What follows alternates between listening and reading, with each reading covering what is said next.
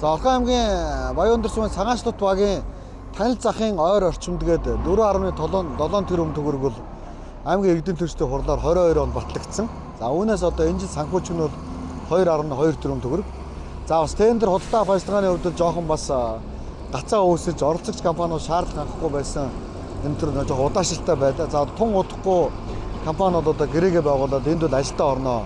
Энэ бол танил захын ойр орчмын зам гэдэг нь бол яг Цагаанчлут багийн нутаг дэвсгэрийн урдын одоо нүүрний хэсэг буюу 27-гийн Агийн үзүүр хэсгээс ийшээ баруун тишээ бол одоо энэ хороолын эц рүү орж ирж байгаа зам бол нийлнэ.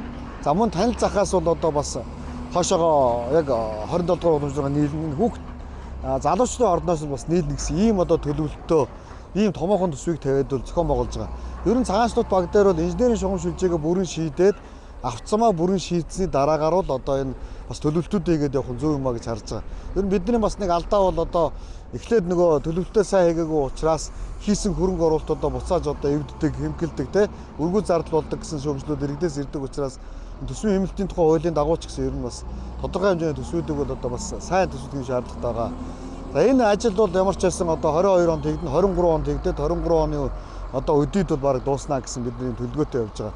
Яагаад гэвэл төсөв нь 2 хуваагдаж одоо орж ирнэ гэсэн. Тэгэхээр гүйцэтгэж байгаа компанитай бол бид нар бас шалгуулалтсны дараагаар бол ямар ч байсан одоо баахан шороо овоолоод ингээд зогсохгүйгээр нэг тодорхой хэмжээнд одоо энэ жилийн тэр 2.2 тэрбум төгрөгөнд нь асфальт хучих одоо явган зам тавих, дугуйн зам тавих нь бол гэрэл тавих нь бол одоо хэдэн метр таарахаар байна. Тэрийгэ бүрэн дуусгаад дараагийн ажил руугаа дараагийн төсөв батлах зүйлд нь ороорой гэдэг ийм зүйлийг бол одоо төлөөлөгчдийн хувьд бол холбож өгнө гэсэн ийм төлөвлөгөөтэй байгаа. Тэгэхээр энэ ай бол ингээ ерөнхийдөө сургууль цэцэрлэгийн ойр орчмыг зогсоолууд шийдэгдэн. За мөн энд байгаа аж ахуйн нэгж байгууллагуудын бас одоо тав тухтай орчин. За тэгээ яг энэ одоо бидний харахаар энэ хорооллын хүмүүсийн одоо шороож тоосчлт ихтэй байдгаа гэж одоо олон жилийн гомдол тавьж одоо бас ярьсны одоо хүч хөдөлмөр тэдний санал гэж ойлгож байна.